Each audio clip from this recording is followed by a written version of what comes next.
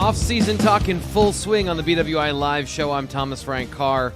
Our experts are here to bring you the nuance, the insight, and, some general other thoughts on what's going on during Penn State football's off-season. It's never over. News is never done, and that's why Nate Bauer and Sean Fitz are here with me today on the show to discuss what happened this week, including a Penn State roster reset. One of my favorite things is always to talk about the roster, the depth chart, the fall, all that stuff on the show today. But we're talking to you as well. This is a player-driven show. You guys are in the lead. You guys are the leaders of the show. So if you want your questions on the air, drop them in the chat. We're going to have an extended mailbag show today as well. So as I mentioned, I'm Thomas Frank Carr, Nate Bauer, Sean Fitz. Guys, how are you doing today? And how much golf have you guys been getting in? Nate, I know this is a very important topic for you. Little bit of golf. Of golf. I had a Monday outing at Lancaster Country Club, which was a treat and a delight. Fitz, I see so fancy. I know the scoring on your face. I paid for this one, but still, it was great. I have a little bit of a sunburn. I don't know if you can see my lip. It's always the lips. I always get sunburn, and it's bad. I mean, I don't know what to do about it. I guess they have SPF chapstick. Yes, you have some things at your disposal include. Although I'm not a hat guy. I imagine, Nate, you're not much of a hat guy. Oh, I'm a huge hat guy. I'm a massive hat guy. Yeah. Okay. Not no bucket hats, no weird stuff, but on a golf course. Elitist. What? He hasn't been out at camp for 6 hours where you need the bucket hat, has he, Fitz? I had the bucket hat in the bag the other day. Brian Stumpf came up, and I had my hood up because you learn these things. You keep the sun off of you, you're okay. So I'm actually a nice little tan already, so it's kind of natural on this end. But we can't all have it. I'm sorry, Nate. Not on to be fair, on my end. If you want us to be honest, the lips blend into the rest of your face, so it's fine. I told the guys that I was paired with on Monday. I was like, listen, just so you're aware, don't be alarmed if by like 3 or 4 o'clock this afternoon I'm a bright red, and that seemed to prevent the hey man, did you put on sunscreen? Well, we'll have all summer to discuss that. We do have something this week that I think a lot of people really like, which is seeing the new guys. And we have another Penn State roster update on our hands. And this one is a big update because it involves both recruits coming in from the class of 2023 and the transfer portal. So we're going to break into both of those groups today. Nate had a couple of articles about the transfers. And, of course, Fitz is the leading recruiting expert. Of course, also follows the transfer portal. But we'll be discussing these guys and, their setup on the roster. So, Nate, I'm going to come to you first. It's a bit of a shorter list with these guys, especially the big names, Dante Cephas and Trey Potts. What have you learned? What have been your conversations about how these guys fit on the roster and what we're expecting from them at this point, given it's the 24th of May and they're being added to the roster, not the 24th of January? Yeah. So I had an interview with James Franklin last Tuesday, like not yesterday, 2 Tuesdays ago. And I was able to ask about the 3 incoming guys. And, I think there's a little bit of a combination of this is just what he does of minimizing expectations, right? Right. Like he doesn't let you get carried away in terms of what the projected impact is for a guy until he's on campus and has spent some time. And I mean, I think that is pretty consistent through James Franklin's time and through the things that he said about the transfers. But, no surprise, talking about Trey Potts and Alonzo Ford and Dante Cephas, much of the conversation was literally the quote, "We'll see." Alonzo Ford, quote, "We will see." Dante Cephas, we'll see. Right. So there's a little bit of a trend there. You kind of get the idea that, look, as opposed to, say, a Chop Robinson, which became quickly apparent the impact that he was going to make. And I think Franklin talked about that a little bit and framed it in those terms.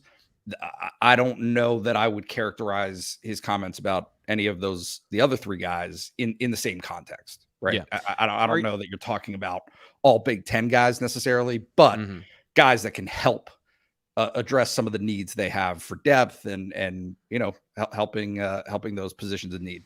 I know you started this whole conversation by saying we're tamping down expectations in this conversation, and that's what he's trying to do. But I'm a little surprised Dante Cephas, it has been a very quiet transition into campus, even given that.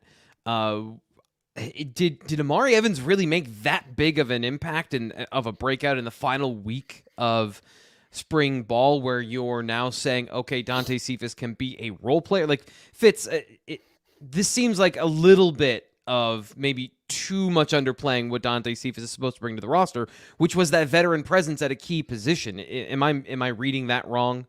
I think you're overreaching here. Like, he's been here for 2 weeks, and what Nate is talking about, James, is his general approach. I also think he had more time to digest Chop by the time we talked to him. Like, I mean, Nate talked to those guys, and they've been on campus for not even a week yet. I think a day. Yeah. So I think you're reaching a little bit on that one. So I mean, I've got some stuff coming up to look into some of the other ones. We're also adding a Davian Collins in here. I don't think he was in the conversation whenever Nate talked to James.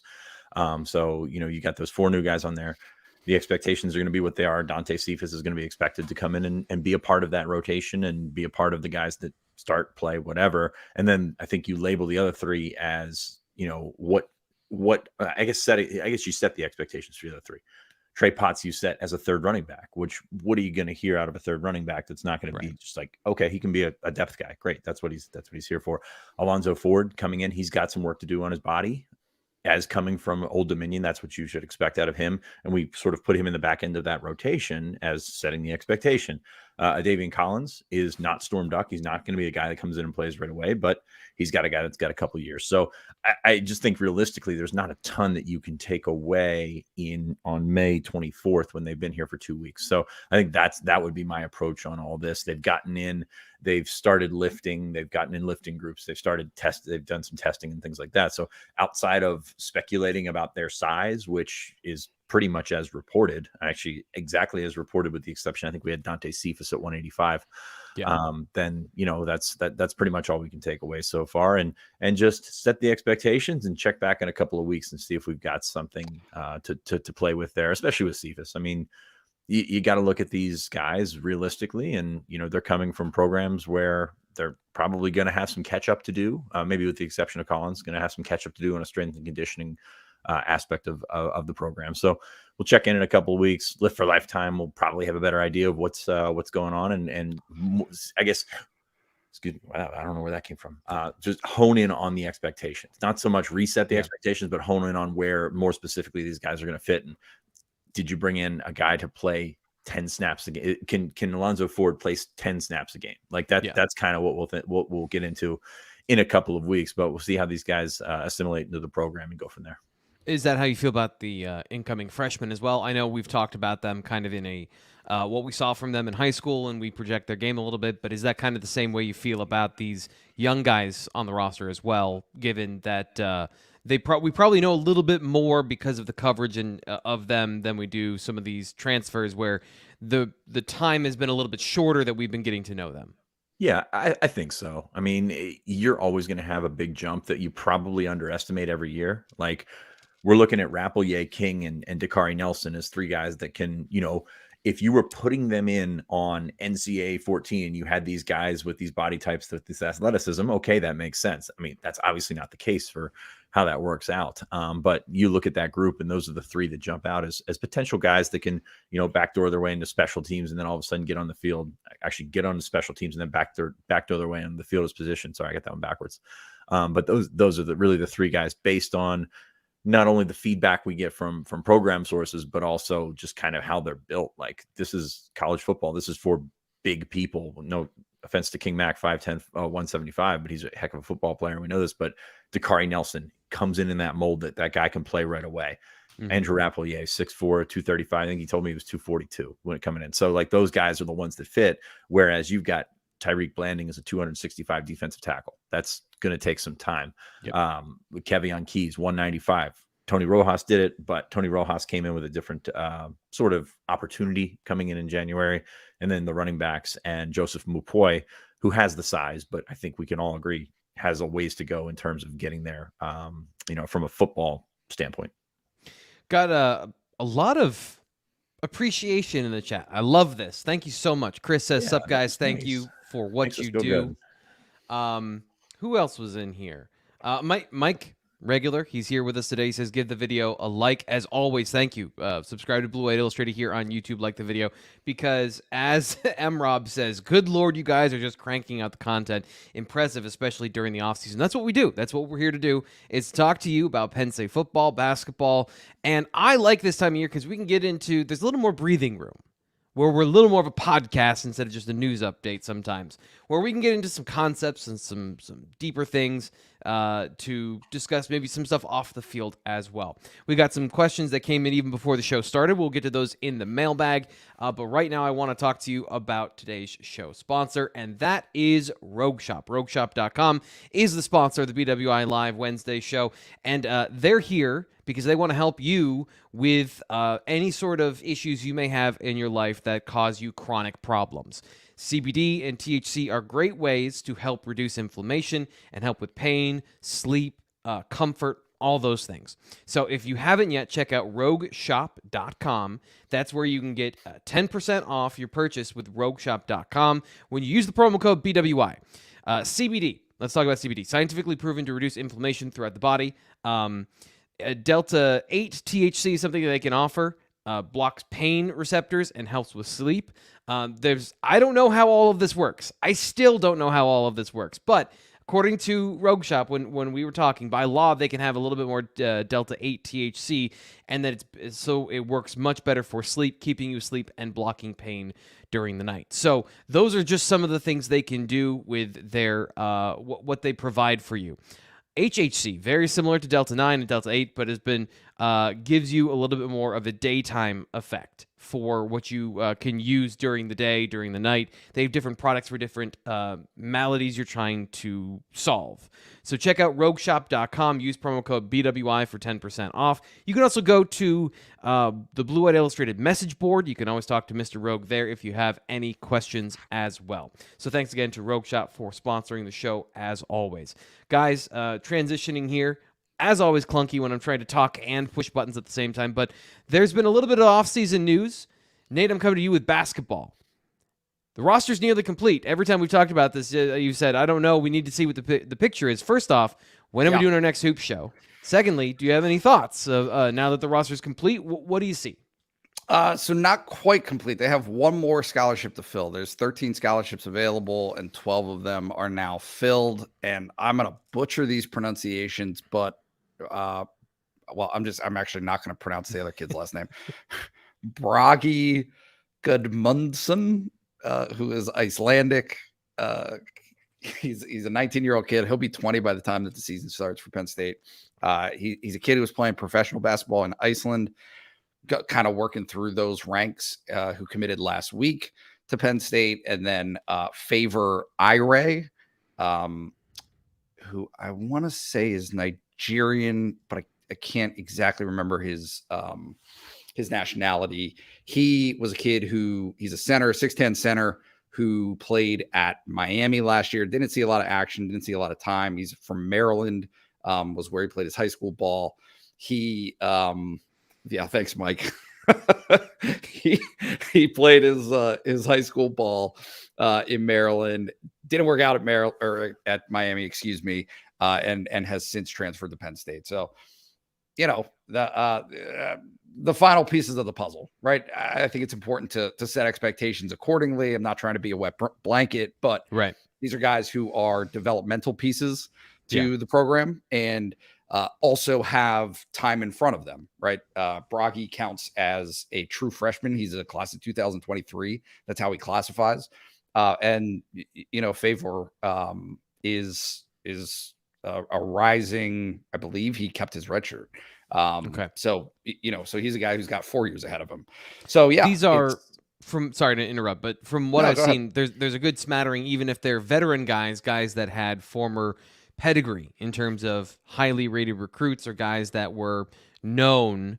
Maybe they didn't work out at the previous school, and that's what you're talking about when you're saying like there's development here, guys that have talent but need to be developed, and maybe it didn't work out at their first stop. That's a portion of the guys that have come in. Is that a fair representation of that? Yeah, very much so. Very much so. And Mike Rhodes was on John Rothstein's podcast last week, and it's as far as I could tell, the first since his introduction, like his introductory press conference, that he's spoken kind of publicly. And obviously they've had this wave. They had 10 scholarships to fill. There were 3 guys at one point that remained in the program after last season. So it's just been this sprint of trying to build a roster really from scratch. But what he said on Rothstein was like, hey, this isn't the norm. This isn't what we're going to try to do in the future. But also they have, even within the context and the construct of the transfer portal, have managed to disperse the scholarships among the classes fairly well. They really haven't gone heavy in any singular direction. It's not like they have 7 guys who have 1 year of eligibility remaining that they brought onto the roster. So I think that helps. Because you can kind of balance through retroactively build your recruiting classes starting from a different point, but kind of getting that eligibility as well. So you said the last time was on the Rothstein podcast. Next time that Mike Rhodes is speaking, it's going to be a little more local, right? Yes, he is anticipated. Well, he's going to speak on the morning of June 2nd. It's next Friday to the media before Coaches versus Cancer. So clearly we will have some stuff from him then. I believe I'm participating in that event, so I think you might be the guy corralling some of that information. But it'll be good. It'll be good, honestly, just to get him talking to some Penn State beat people. Get him on the record, get him talking about some of the things that they've done over these first 2 months, because really they wanted to focus a lot on this building process. But now that they've more or less completed that process, they're going to start the process of actually developing, right? Putting in their system, having practices, this summer that things get really started. For their 8 weeks in the second summer semester. That's when all the guys are projected to come in and formally start working. Nick Kern and Ace Baldwin, I know, are already here. There's a couple other guys who are probably going to make their way in and start at Penn State, but the classes and that kind of stuff doesn't really begin until, I believe, June 26th. I can't exactly remember the date, but around then. Well, we'll get into all this a little bit more on a future Penn State Hoops podcast. We promised that'd be coming back when it was worthy and important, and I think we're at the end of this transitionary period, so we should probably get something on the record in the near future. Nate and I will be working on that. But one of the things also that came out recently this week, we're going to start with the end result, and then we're going to work our way back to what happened here with Penn State and their situation in the Big Ten with their contract situation with television networks. So it's this whole intricate thing. We're going to start with Penn State is playing a Black Friday game against Michigan State. Ryan Snyder was all over that, giving you that information on the Blue White Illustrated message board long before it became officially public. So make sure you subscribe to Blue White Illustrated so that you don't miss any of that insider information. $29.99 from now until 6 months from now. Whenever you sign up, you get 6 months for that great deal, and I would say you should just sign up for a year so you don't ever have to worry about it. But Fitz, I'm going to come to you here on this one. In terms of when you have to play a Friday game, having it be the final game of the season against Michigan State, is that Penn State getting I don't want to say the easy way out, but that seems like an advantageous place to have that Friday game. Is that fair to say? You got your mic on. You got your mic muted here to start. Definitely. Sorry, I was trying to keep the background noise out of there. Yeah, I would say, given the choices that you had, number one is opening week, which we saw Purdue last year. Like you want to give yourself extra time afterward. This one, I think it's kind of random. I mean, it maybe going into or coming out of a bye, maybe that helps you. So that's number 2. And then I guess at the end of the season, that makes sense as well. I don't think it's an advantage anywhere after that first week or after a bye or going into a bye week. Excuse me, coming out of a bye week. I don't know why I keep saying that. Penn State's not a fan of it. Like, they pushed back on it, but they only have so much, weight to throw around in a situation like that. So I don't think they're happy about it. Like, I think they'd rather play on Saturday, get you more time to do your actual prep, stay in your practice routine and things like that. So I think that's where you would say, I mean, it's just not a big advantage it's not an advantage for Michigan State either, but it's not not something that Penn State would want to do. So I think they, again, pushed back, but there's only so much you can do. If you read the Pete Thamel article, which is well researched, as of all of his stuff is, then you get a pretty good idea that Penn State was not really the first people they went to make this decision. As a cover of the team, I don't mind it. I mean, Black Friday is an interesting one. I mean, they're not the first team to ever play on a Friday, so it's not throw that that this is some crazy sort of idea. But it does change some things. It'll change their travel schedule. Of course, Thanksgiving's then, so it'll change how they handle Thanksgiving. So it's just another thing that they have to get ready for. I mean, it's Penn State doing what they did for the conference. I guess you could say that. Nate, I know you got some better information on this one because you talked to some more people, but boy, Kevin Warren, huh? How about that guy?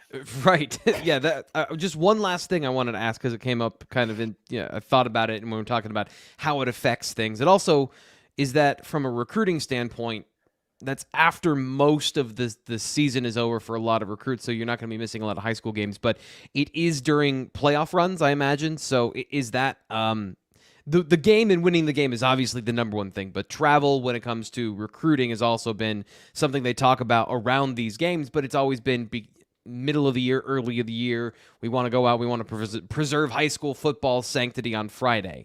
From that perspective, is this good, bad, neutral when it comes to recruiting and making an impact on guys heading into the signing period in December?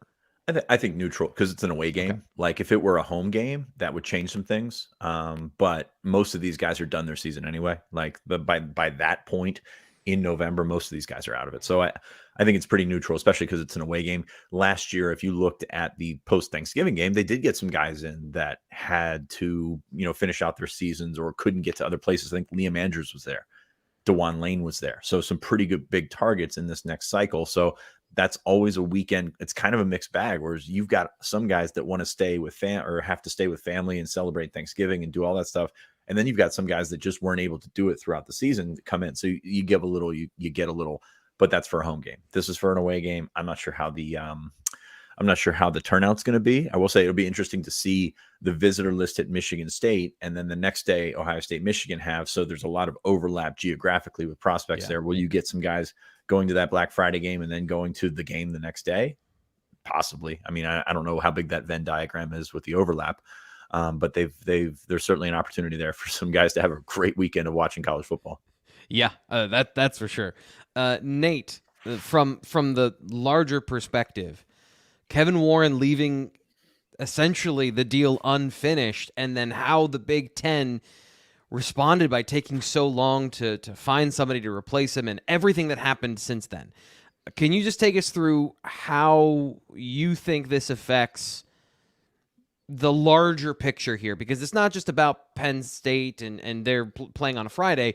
It's also about this sort of arms race. It's about the SEC, and they seem to be in lockstep. They don't seem to have these issues. Suddenly the Big Ten, who was pushing forward, now has this sort of mess on its hands. From that perspective, is this a blip on the radar? Are they back on track from what your opinion of that? And we'll go into a little bit of the details, as you see fit here. I just think that it's a question of how are you making your decisions? What are the guiding principles behind how you behave as a conference? And I mean, James Franklin has talked about this, and I don't think it's any secret at this point. The Big Ten has pursued the dollar at every turn, right? Like that was the impetus behind the 9-game conference schedule, was to add another week of product to sell at a higher rate than non-conference games. Friday games, like you name it. So many of these decisions have been made about that, right? Even Southern Cal and UCLA, right? Yeah. Those are decisions that have been dictated primarily and overwhelmingly by the financial implications. Yeah. And there's a reality to say, hey, the SEC has not done that. And look at how it has served them from a competitive standpoint, right? Having 8 games with the ultimate goal schedule. being the college football playoff. And is that a monetary? Because that you can also say that's a monetary thing, getting more players into that 4-game playoff, Right. and then winning it. What's the value of winning it? I guess, as opposed to maximizing your value year round. I always struggle with things like this that are probably quantifiable, but also not easily accessible, right? Like what is the actual value of having 2 teams into the college football playoff? Yes, there's a payout that you distribute evenly among, right, within the conference. So there's a hard monetary value to that. But also, what's the value of becoming the dominant sport or like the dominant conference in the sport, having that perception nationally that you are the conference that has the most success? I just think it's wide ranging, wide reaching, and it's hard to exactly understand like how far it goes, how far those implications go. But I do think that there's a pretty solid argument to be made that the Big Ten is not winning national championships. The SEC is, right? Like bottom line, like what do you want to do? Do you want to make a lot of money? And I don't even really feel necessarily that strongly one way or the other, because I understand how the college athletic model works in terms of raising funds and all of that stuff to make this a sustainable model. But if the goal is to win national championships in a sport, the SEC is undeniably doing it better than the Big Ten. Yeah. Do you think that the acquisition of the Pac-12 will change that? And do you think that this whole situation stunted that plan? I don't know. Because from that perspective, adding USC, another team that has every year kind of a realistic shot at making the college football playoff, also because they play in the Pac-12, which will change when they play in the Big Ten. It just seems like that's pursuing the dollar. I always thought was pursuing the championship. Like that's how you grow, by adding more money. You have more opportunities, more access, more resources by adding more money. But getting to the college football playoff these next 4 years, I guess from a short-term and a long-term standpoint, is Penn State in the right conference that is going to be, in the dominant position in 5 years based on kind of the way they're doing this? Yeah, look, the Big Ten is settled. That's not right. Penn State's not leaving. That's not on the table. No, that's not. No. I just, it is what it is in terms of today's reality. It's just a matter of, does the 12 team playoff change results, right? Like, does it if given the opportunity, do more Big Ten teams get into a Final Four under a 12-team format than they would in a traditional just getting into the 4-team college football playoff? I don't know. I mean, it's all stuff that we're going to have to wait and see. But I just think it's very clear how, and this Penn State Friday game being a very small indicator of it, of this mindset and this mentality of, hey, look, it might be inconvenient to you. It might not serve you well as a football program, but there's a monetary gain on the backside of this that makes it worth it. If Penn State is 11-0 going into that game, and it's a Friday afternoon game, the day after Thanksgiving, I don't know, for a road game of which you started the season on the road. Like, I don't know. I think that if I was Penn State, I would have a significant number of objections that I could very easily rattle off of, hey, like why is this constantly, or why is this consistently putting us into a bad position? Are you trying to get your good programs into the college football playoff or not? And Right. this does not seem to me to be something that is a conducive decision. If you think that Penn State is poised or set up to make a run this year, making this kind of a decision is not conducive to help. I mean, certainly it doesn't help. Like, what's the benefit of it? There's no benefit to Penn State. It's So, a Thursday night football game in a lot of ways, where they want to get a quality matchup. Michigan State, Penn State over the time has been a quality matchup, whether it's a blowout or not. They want to get it in a primetime spot where they're going to be. I think they might be going up against an NFL game at that point, because the NFL is going to play that Black Friday game, but they want those eyeballs. They're very much going with a professional model here. Fitz, did you have something you wanted to add? Yeah, like I said, I can't overemphasize that Penn State's not a fan of this. Like, it doesn't help them. It's not. I mean, I think Nate was kind of getting at it. You're at the end of the season. You're beat up. We saw the offensive line they trotted out in November last year. Like, you should be better this year, and hopefully they don't have the injury issues they do. But it's a long season, and at the end of it, you're taking a day off of it to play a Michigan State team where weird things happen. So yes, you can put a long list of reasons why Penn State shouldn't want to play in this game, but it's also above their heads, and there's really not much you can do about that. It's tough, man. So, like, what do you do? You complain. What's that going to get you? You know. So that's where I'm at with that. I agree with Nate with the added caveat that they're fine. I mean, you want to be in the SEC or the Big Ten, just deal with it. You know, that's kind of where you're at. All right, well, let's get to what our viewers and listeners want to talk about. That is the BWI Mailbag.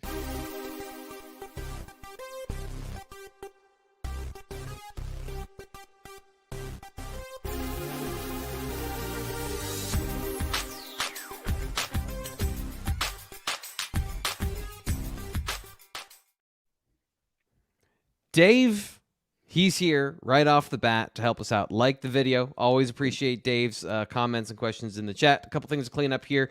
When people leave us super stickers, I love that. It's a donation to the channel. If you want to be like Eric and you want to donate to the BWI live show, appreciate that. I wish I could show your super sticker, but that's more of a chat thing. So appreciate you and your donations. He does ask a question here. What's happened with Jalen Harvey?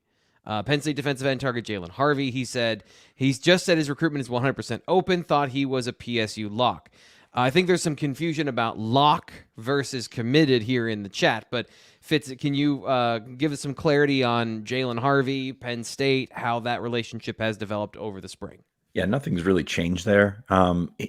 It's a way to get out and show college coaches that they want to have this interest and they want to have you there. Harvey just says he's open. I mean, he's been open. He's never been committed. He's not been on the verge of committed. I think that's an interesting thing to remember, or an important thing to remember with Harvey. His original timeline was to take his visits in the fall and decide in like December. That's not going to happen. That wasn't going to happen. So like anything up into that, like you're sort of backtracking here. So we thought that he may feel the itch and pop in April, but that's speculation on our end. You know, that's not a thing that he came out and said. He's stuck to his timeline the entire time. So he's going to take official visits in June. That's always been part of the plan. He has changed his official visit schedule. I think Ohio State used to be on there. It's not on there anymore. Penn State, his visit date has changed. But like, it's still the same group of teams, similar group of teams that's still in there. I still think the Penn State is in a prime spot. But he's not going to be a guy that's just going to be pushed into that, into making a decision. So I think that's where things stand with Jalen Harvey. So like Penn State's in a good spot. Penn State has him high on his board. What's interesting here is, to me, 6'2", 250. So defensive end's got a lot of twitch, very good off the edge. Is he a defensive end in the long run? If he keeps adding weight, that's a good question to ask. Yeah. But at the same time, you wonder how many programs, and I mentioned his Ohio State visit was now off, how many programs are going to keep the door open for a 6'2", 250-pound defensive end? Really good player, but does not fit the prototype in what you're looking at as a defensive end. So I think USC still has a visit. I think Florida still has a visit. There's a couple other schools. Maryland's still in there as well. But Penn State has continued to keep him as a priority. He's one of those top guys for Deion Barnes at defensive end. This isn't a situation where they've cooled or anything like that. It's just This kid is not going to be pushed and forced into a decision. He wants to take his visits. And, when you're looking at this, taking a step back from it in the macro view, take your visits if you can take your visits. It's just a matter of don't get shut out at a place that you want to go. And right now he's not in danger of getting shut out. Next question here is from Beaver Hill. I apologize. Another awesome transition here by T. Frank. Beaver Hill asks, and I think this is a great question based on the conversation we just had about Black Friday games, the Big Ten and their plan for how they want to operate in college football playoff, based on numerous factors like portal, NIL, conference realignment, etc. Do you think college football is in a better place than it was, say, 10 or 20 to 25 years ago? I think 25 years ago, 1990s, that's a little too far to go back because it's a radically different game. Nate, do you think that college football is in a better or worse place than it was in the recent past? Oh boy. I don't know. Look, I have been not shy about this throughout. I think that the value of college football players is far greater than how they were being compensated in terms of the value of a college education, right? What all of that was imbalanced. Yep. It was way out of whack. And so NIL helps even that out, although even NIL, I don't think is the fix, right? Because now you're calling on fans and corporations and donors basically to foot the bill for something that really should be coming out of the revenues that are generated from like these vast revenues that are being created based on what they do. So, yes, I think progress has been made. There isn't a single, Dan Wetzel said it one time, and I will never forget it. He was like, how many college football players have you interviewed that are complaining about NIL? From the sense of, man, we wish that we didn't have this. Life was so much simpler when we weren't making any money at all, when we just had our room and board, and we really loved a college education that much. We felt really connected to the average student at our campus and university. We really loved that collegiate feel. Correct. Nobody's saying that. And the reason nobody's saying that is because obviously everybody appreciates money. Like it's money. Money helps. It helps and fixes a lot of things, creates problems at points. But yes, it is a massive step, I think, in the right direction for the value that they create in the game. But, transfer portal, like all that stuff, I think that the things that have transpired over the last 10 years have overwhelmingly helped players. It's just a matter of what's the timeline look like for the competitive balance of the sport, because I think that is what is, I'm not going to say that that's a pushback, but that's the next frontier to figure out is conference realignment, figuring out, is it 64 teams, the playoff going to 12 helps that. It's better. That's the answer. It's better. It took me a while to get there, but yes, it's better than it was 10 to 15 years ago when, you had teams. I mean, remember the BCS, like you had undefeated teams being kept out of a national championship. They didn't have an opportunity to play in a national championship game. Yeah. So this is better. I think it's messy, but it is better. I agree with you there that there are, I hate the term unintended consequences because it makes it sound like what we've done, kind of as a society around this is like a negative. And there are problems, but there were, I think, as you pointed out, and I agree with you, major problems with the imbalance of the money that was generated by television and the interest and love in the sport and where that money was going. So I'm on board with you. If nobody makes money, that's fine. If everybody makes money, that's fine. But some people making money and others not, that was always a problem to me. Fitz, do you have an opinion on this of better, worse, neutral over the last, let's say, 10 years? Nothing really strong. We're always going to remember things better than they actually were. So like these changes, similar level changes have come before and have, been in line to ruin the sport as people think NIL is. We keep trucking along here. Now we're $1 billion industry. So like things are going to come in and change some things. The BCS, a great example. Transfer portal, of course. I think there are things that could be regulated better. Absolutely. In regards to portal, in regards to NIL, and get actual rules in there and rules that benefit both sides. You see the stuff that was presented this week, and it's basically the NCAA's laundry list about how they would do NIL, which is completely favoring, you know, the NCAA and not the players. So like there's a balance here, and, you know, more rights and more, you know, more opportunities to be compensated for players is a good thing. Like it's something, and it's, you know, this is a pro sport, right? Yeah. Like, and we talk about, you know, college amateur athletics, but this is a pro sport. Like this is how this has gone.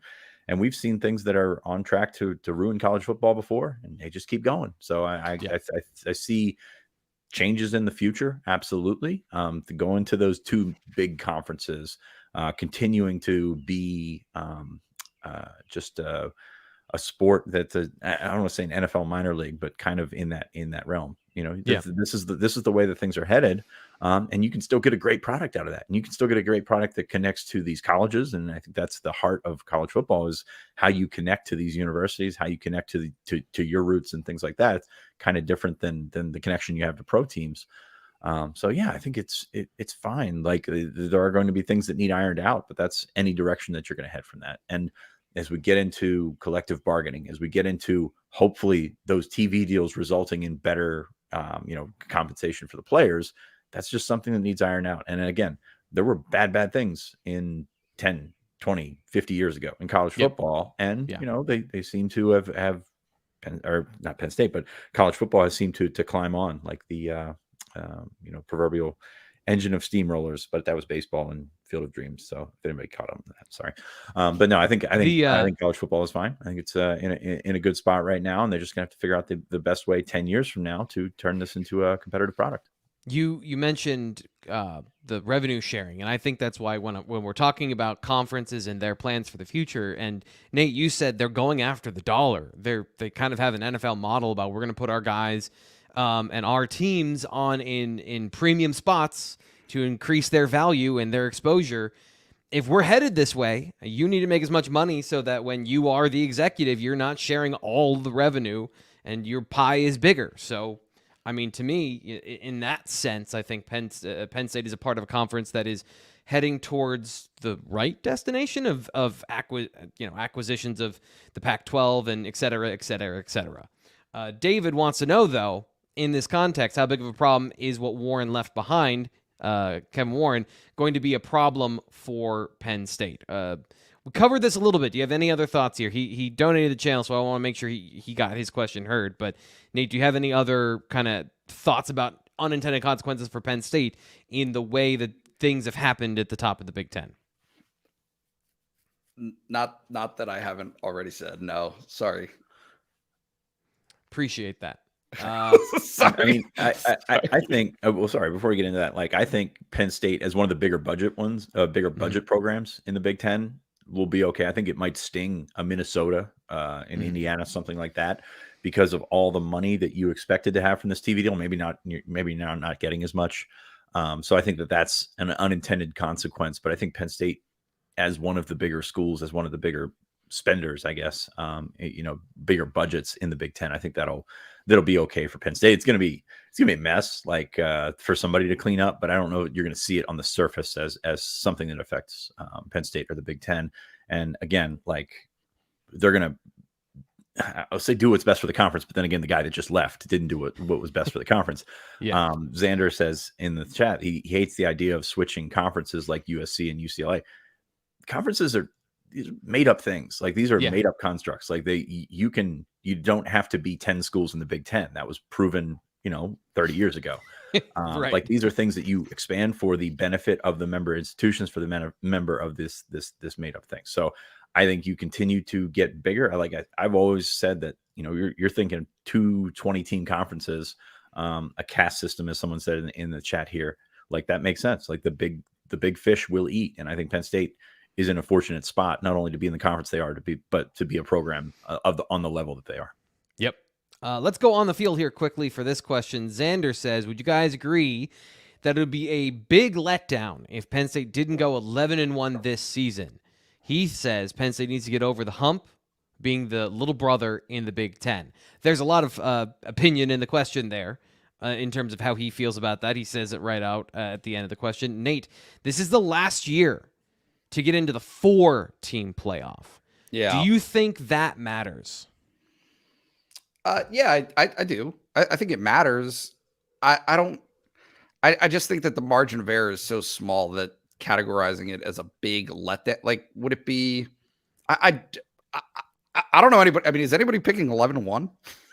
Like, are you guys going to put 11-1 as your preseason prediction? Because to me, that's not. I don't know that that's where I'm at.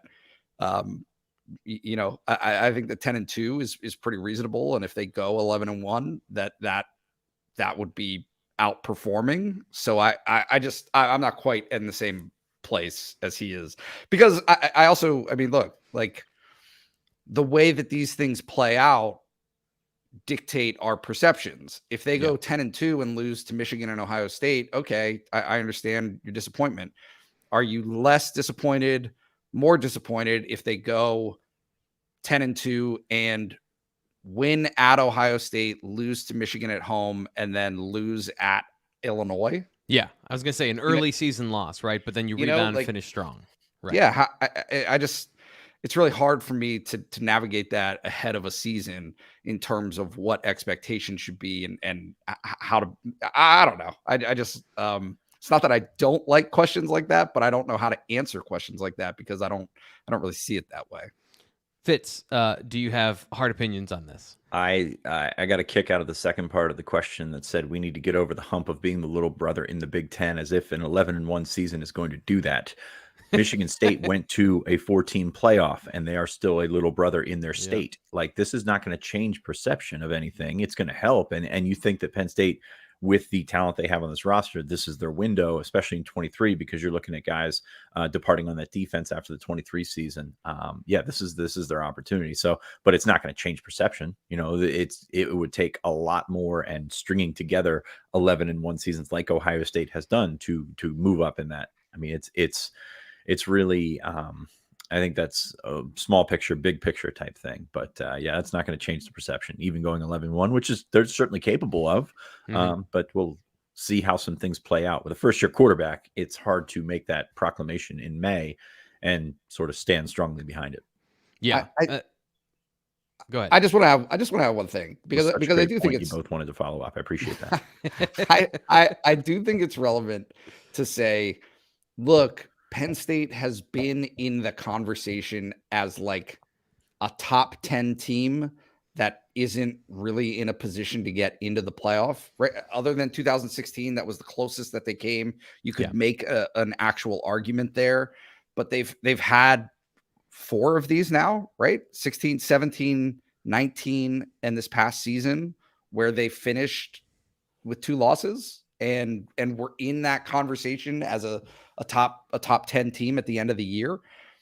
But like being a bigger part of the conversation, having that opportunity that they had in 2016. I don't know what that looks like. If it's 2 losses, if it's 1 loss, whatever it is, I think that putting yourself in a position to get to the end of the season and be able to argue for yourself either as a shoo-in or at least say, hey, you know, we did enough getting to the Big Ten championship game, what have you.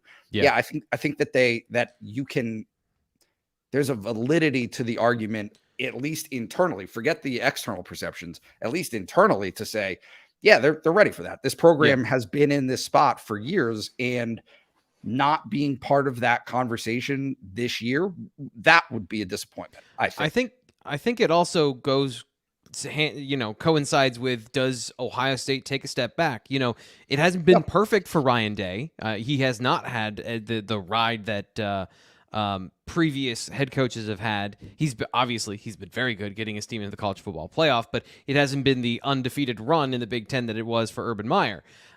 So I think that there is a little bit of that as well, where you're talking about how are they in the conversation.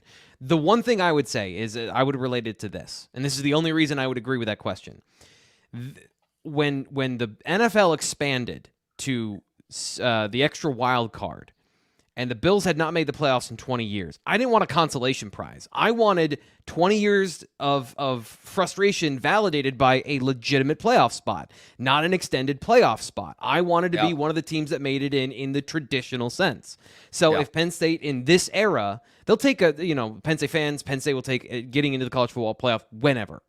But it would feel a little bit sweeter being one of the last teams to finally get in, knowing there is an intense amount of gatekeeping from the standard four players in that field anyway.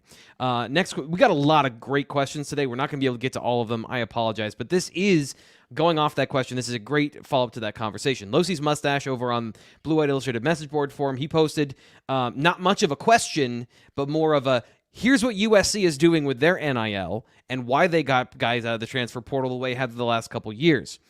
So I rephrase his question. Should Penn State be concerned about USC making Penn State the fourth team in the Big Ten, where right now they are the third, and at one point they were 2B?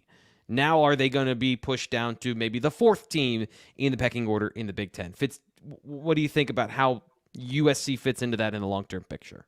I would say yes. Like, I mean, I'm not sure how this is all that sustainable for everyone, but like USC has done a pretty good job. I mean, Bear Alexander posted his newest apartment, and I don't think he's getting that in State College. So, I think this is certainly, if you find the schools that have attacked NIL a little bit more, and like not everybody's getting as much as you probably think they are, but like USC has been aggressive in using the portal, in doing everything that they need to do to get those guys to campus, in back channeling, as we'll call it, to get guys that suddenly enter the portal and a week later they're committed. That's kind of how these things work.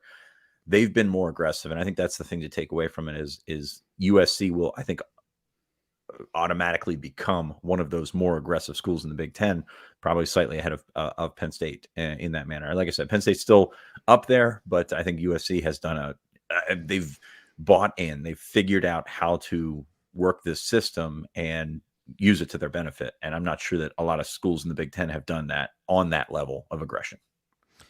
Let's go to another on-field question. Mix things up a little bit. Stephen Light, regular here on the show. He's already donated the channel, so we're getting his question on the show. So thank you. Mike Yurcich has run the quarterback in the past at other schools quite a bit. This past year, he seemed to do that less. How much do you think he plans on using Aller as a rusher? I have some thoughts on this. I think there's a lot of different factors that go into that, but Fitz, I'm going to come back to you. How do you feel about Aller, the run game? I know this has been a conversation topic that's been bubbling under the surface with the Bo Perbula talk as well, but how do you answer this question from Stephen Light? Well, first off, use the guys he has behind him. Like, use Singleton, use Allen, and keep Drew clean. But I will say this. It's not, I mean, he's not going to run as well as Clifford. Clifford was an efficient runner, I would say. I wouldn't call him a great runner, but, he got yards out of what he was given, and, was actually a pretty sufficient goal line back, if you would, give him credit for some of the runs that he finished off over his career. I think it has to be a part of your game. You cannot take the quarterback. I know Drew is 6'5". He's the pocket passer. You're going to label him as a statue. He's not that fast, although he can move a little bit. You can't take that out of your game, because if you do that, you're screwed in terms of game planning, in terms of defenses, sort of selling out and taking away the other guys. Yep. I don't think they're going to run him much, but I think that you have to have that in your playbook. You have to have that as an opportunity. And Drew's done it a little bit before. He did it at the high school level. He did it, a little bit, maybe a little bit too much in his limited appearances this year, where he took off instead of, trying to make something happen. But I like him, the option he provides as a runner, but I don't want to see it. Like, I don't want to see you leaning on that and turning into 2020 all over again. So to answer your question, probably more than you would think given Aller, but less than Sean Clifford. So there's a couple of things that I always think about from a philosophical standpoint, from an offensive perspective, but I'll start with just the reality of, if you call a read option on a play, and this is what Fitz is talking about, of like, you have to keep the defense honest. If the defense crashes on the running back, the quarterback has to keep the football. That is the read. So that is what we're talking about, keeping the defense honest. So it's a part of Mike Yurcich's offense. So it's not necessarily Mike Yurcich calling runs for him. It's about the threat of the offense and the threat of Nick Singleton. And some of the conversation we had last year on the Lions and Message Forum was, is Sean Clifford making the right read here? Should he be running more? And should he not be giving the ball to Singleton and Allen as much, given what the defense is doing. And that's a huge part of the conversation. But generally, when it comes to running the quarterback and using quarterback designed runs, using what we've talked about before, of like the quarterback is a cheat code for the offense because you get an extra blocker, you get an extra gap, all those things to help the running game. To me, that's a systemic problem if you're using that too much, because the actual efficient runs with, as Fitz said, the running backs, those aren't working. So if he's running a lot from a creative design standpoint, not from a read option standpoint, that is a problem. To me, that's saying that the offense is not functioning properly, and they're using that cheat code to try and spark something. That's when you have a problem. So you got to know what the situation is when the quarterback is running, more so than just that the quarterback has the ball in his hands, because that can be from a couple of different situations. So hope that helps. I think when we talk about Oklahoma State, too, the talent you have, Mason Rudolph, not a runner. The guy after him was a running quarterback. So you've got to know also the talent and what you have at your disposal. As Fitz described, Allard not the most elite runner of all of the players you might put out on the field. Fitz, coming back to you one last time for this question, because we got these early. They came in before the show, and I want to make sure we get to them. Joe says, morning, y'all. Love the show as always. Curious what the feedback has been on Deion Barnes in Philly. What do you think the return on investment is for this cycle and 2025? Yeah, I mean, it's good. Everybody already knew Deion, so like, I don't think you're going to get any specific like pluses or anything like that, but he's in there. 2025 is another good year in Philly. Mathis at Imhotep is a guy that he's honed in on since I think he was an 8th grader. So like that's one of his guys that he's been on for the longest time. So you've got an opportunity to continue to build on what's there. I mean, I think, I don't want to say the litmus test is Malachi Williams, but that's a big one for him in 2024. And obviously he needs numbers, he needs talent, he needs he's going to have the opportunity to take a bunch of defensive linemen in his first year. But Malachi Williams is sort of that guy that you're looking to as, you know, is this the real deal with Deion Barnes? And I think Penn State's in a good spot. I think it's Penn State or Notre Dame. He's got a couple other visits for June. But I think that's the way that's what you're going to look at, and fair or unfair, that's the one he's going to be judged for in Philly in 2024. And Malachi Williams, you know, did a little bit of advanced scouting, watching him and comparing him to some of the other guys. You mentioned Jalen Harvey on the show. In terms of a pure prototype, I think Malachi Williams is the guy in this class, and that's, you know, being in Philly and all that stuff is a part of that conversation. Staying at defensive end for one last question. Hey guys, love the show. Heard next to nothing about Smith Vilbert. Is he still on the team? And MED here says he likes what Vilbert brings, has some natural ability, but obviously the position is loaded with talent. Fitz, what's the situation that you are aware of, and what are your thoughts on Smith Vilbert playing defensive end for the Nittany Lions in the fall? Yeah, he came back. He was eligible for the spring. He was hurt, so he didn't get out there. And it's a tough situation because he's got some really good defensive ends in front of him. Yep. And he also has that. So the Outback Bowl, a bit misleading, you know. Penn State's I think all-time record in a bowl game for sacks or something like that now, or the Outback Bowl record for sacks or something. A bit misleading in terms of what his expected production was. The guy says it. He's got an NFL frame. He looks amazing. Like, he looks incredible. But there's a lot in front of him, and when injuries pile up on top of that, there's a lot more in front of him. So can he pass? I don't think he can be in that top 3 with Adisa Isaac, Chop, and Dennis Sutton. Can he pass even Amin Vanover and Zariah Fisher? I don't know. I mean, we're going to have to wait and see, but he has not been there. He's got a ton of, I mean, he's all potential right now. Like, that's all he's, aside from the production against Arkansas, he's all potential. And that's going to be something you have to sit around and wait and see if he's healthy enough and ready to contribute on that level, because that defensive end room is pretty good. Yeah, I would agree with that. Okay, we have one last mystery question coming in here at the end.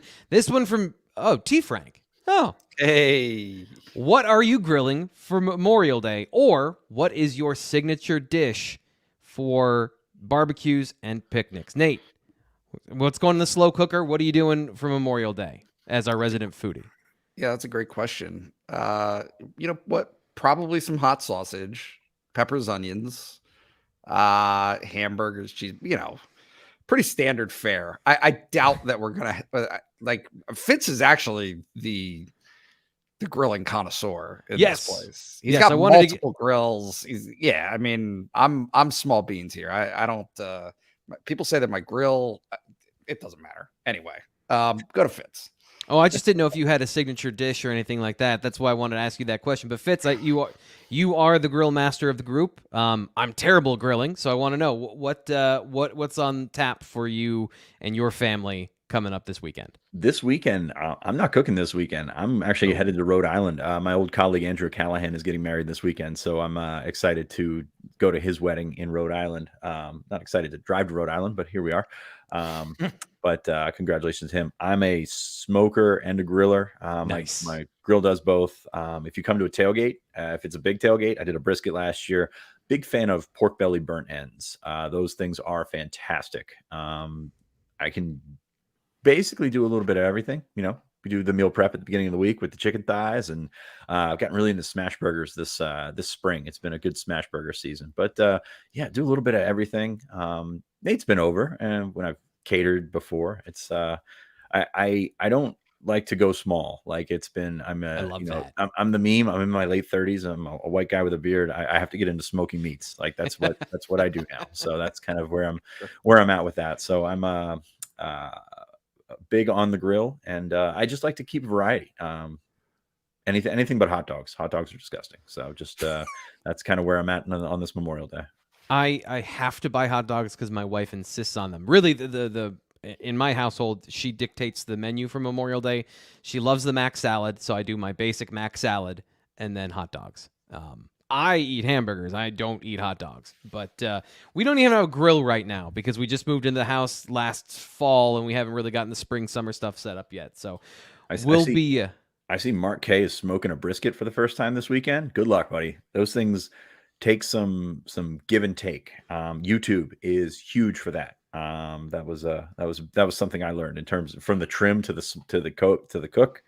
Those things are tough sometimes. So good luck with that. And yeah, that's pretty much it. Also, I saw Mike was commenting earlier. It's National Mike Day. So happy National Mike Day to Mike. Hey. Happy National Mike Day. This will be the last time you hear from us live here until next week because we're off for Memorial Day. I wanted to get a little bit of flavor there, pun intended here, for what's coming up this weekend for everybody. So thank you for a ton of work. This is the first time that we're going to take a day off from the live shows.